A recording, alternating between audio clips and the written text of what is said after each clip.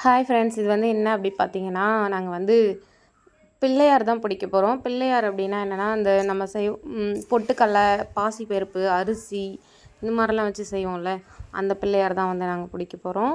இது வந்து பார்த்தீங்க அப்படின்னா, நான் தான் செய்ய போகிறேன். எனக்கு இது தெரியும். நான் ஒரு டைம் தான் பார்த்தேன், ஒருத்தங்க செஞ்சாங்க. அதை பார்த்துட்டு நான் அப்படியே வந்துட்டு நானுமே பண்ண ஆரம்பிச்சிட்டேன். நல்லாவே சூப்பராகவே வந்துச்சு பிள்ளையார். ஃபஸ்ட்டு வந்து ஒரு கடாயை வச்சுக்கோங்க. கடாயை வச்சுட்டு அதில் வந்து ஒரு நமக்கு தெரியும், ஒரு 150 கிராம் வெல்லம்னா அதுக்கு தகுந்த மாதிரி வந்துட்டு தண்ணி ஊற்றிக்கோங்க. அந்த வெல்லம் ஃபுல்லாகவே கரைஞ்சி வர அளவுக்கு தண்ணி ஊற்றிக்கோங்க. நான் இதை ஃபுல்லாகவே இந்த மாதிரி தூள் தூளாக பண்ணிவிட்டு இதை வந்துட்டு நான் தண்ணியில் போட்டு நல்லாவே வந்துட்டு கொஞ்சம் கரைஞ்ச உடனே வடிகட்டி எடுத்துக்கிட்டேன். ஏன்னா அப்போ அதில் இருக்கிற மண் ஃபுல்லாக அப்போ தான் வந்து வெளியில் போகும். அதனால் இல்லை அப்படின்னா நம்ம எப்போயாவது சாப்பிடும்போது நறுக்குன்னு வந்து நம்ம பல்லில் கண்டிப்பாக வந்து படும். என் தம்பி ஒய்ஃபுக்கு வளகாப்பு, அதுக்காக தான் வந்து இந்த பிள்ளையார் செய்கிறோம். இந்த பிள்ளையார் வந்து எதுக்காக செய்வாங்கன்னா, வளகாப்பு ஃபங்க்ஷன், அதுக்கப்புறம் வந்தீங்கன்னா திரட்டி வீடு குடி போகிறது, இந்த 3 ஃபங்க்ஷனுக்கு தான் செய்வாங்க. இது வந்து பார்த்திங்கன்னா நான் வடிகட்டி நல்லாவே எடுத்துக்கிட்டேன். ஃபஸ்ட்டு வந்து பொட்டுக்கடல பிள்ளையார் தான் செய்ய போகிறேன். பாசிப்பருப்பு பிள்ளையார் நீங்கள் வந்து செய்யும்போது பாசிப்பருப்பை நல்லா வறுத்துக்கோங்க.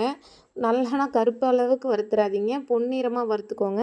வறுத்துட்டு நான் இப்போ இந்த பொட்டுக்கடல பிள்ளையார் எப்படி செய்கிறேனோ இதே மெத்தடில் தான் பாசிப்பருப்பு பிள்ளையார், அரிசி பிள்ளையார் வேறு எதுனாலும் செஞ்சுக்கணும். ஆனால் பாசிப்பருப்பை மட்டும் வறுத்துக்கணும், மற்றது எதையும் நம்ம வறுக்க தேவையில்ல.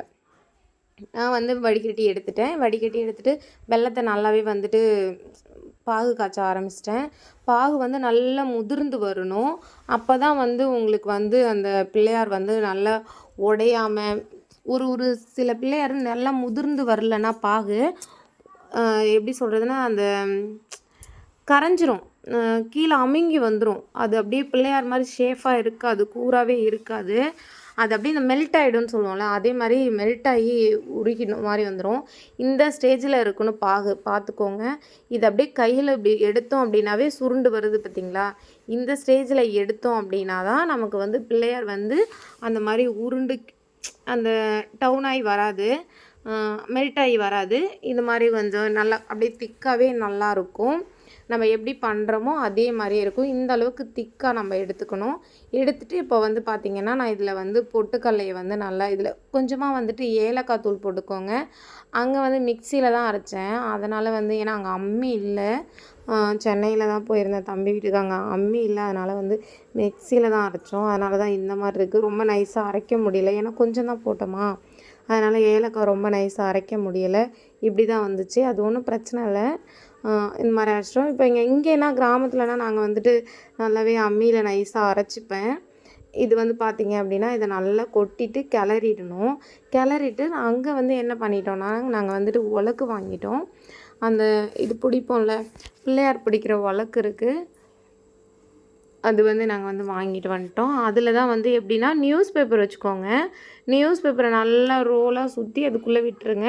விட்டுட்டு வச்சிங்க அப்படின்னா தான் உங்களுக்கு எடுக்கிறதுக்கு ஈஸியாக இருக்கும். இல்லை அப்படின்னா இதெல்லாம் வந்து அந்த டப்பாலே அந்த பாத்திரத்துலேயே ஒட்டிக்கிட்டு வெளியில் வராது. அப்புறம் நமக்கு எடுக்கும்போது ரொம்பவே கஷ்டமாக இருக்கும்.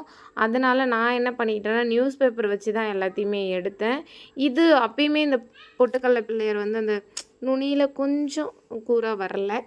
அது மற்றபடி மற்ற 2 பிள்ளையாரும் நல்ல கூராக வந்துடுச்சு. இது மட்டும் கொஞ்சம் கூராக வரல. ஆனாலும் ஓகே தான், நல்லா தான் வந்திருந்தது.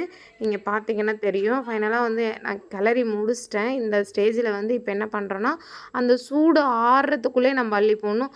சூடு ஆறிடுச்சு அப்படின்னா கெட்டியாயிடும். நம்ம அப்புறம் போட்டு அழுத்தினாலுமே அது வந்து அந்த பிள்ளையார் ஷேஃப்க்கு வராது. சூடு ஆறுறதுக்குள்ளே போட்டு வச்சு அழுத்தணும். நான் வந்து அள்ளி வச்சேன், அம்மா வந்து நல்லாவே அழுத்தி எடுத்தாங்க. இது பார்த்தீங்க அப்படின்னா நல்லா இந்த மாதிரி அழுத்திட்டு நல்லா அந்த மேலே வந்து கையை வச்சு திரும்ப ஃபஸ்ட்டில் சூடாக இருக்கும், எல்லாத்தையும் அள்ளி வச்சு முடிச்சுட்டு திரும்ப கையை வச்சு அழுத்தினா தான் அது வந்து கீழே வந்து படிமானமாக இருக்கும். இல்லை அப்படின்னா இந்த மாதிரியே அப்படியே விட்டுறக்கூடாது, திரும்ப கையை வச்சு நல்லாவே அழுத்தி விடணும். அப்போ தான் அது வந்து நல்லாயிருக்கும். இல்லைனா வந்துட்டு அப்படியே நம்ம கீழே வைக்கும்போது ஒரு பக்கம் தூக்கிக்கிட்டு ஒரு பக்கம் இறக்கமாக அந்த மாதிரி இருக்கும். இந்த ஸ்டேஜில் இப்போ எல்லாத்தையுமே நாங்கள் அள்ளி வச்சுட்டோம். அள்ளி வச்சுட்டு அம்மா வந்து கையாலே வச்சு அழுத்தி எடுத்தாங்க. அதுக்கப்புறம் பார்த்திங்க அப்படின்னா முடிஞ்சிச்சு. இதுதான் வந்து பிள்ளையார். இது மாதிரி தான் வந்து செய்வாங்க. வளைகாப்பு ஃபங்க்ஷனு, வீடு கூடி போகிறது. மற்றபடி பாப்பா பெரிய பொண்ணு ஆகிட்டா திரட்டி செய்வாங்கள்ல, அதுக்காக இதெல்லாம் செய்வாங்க.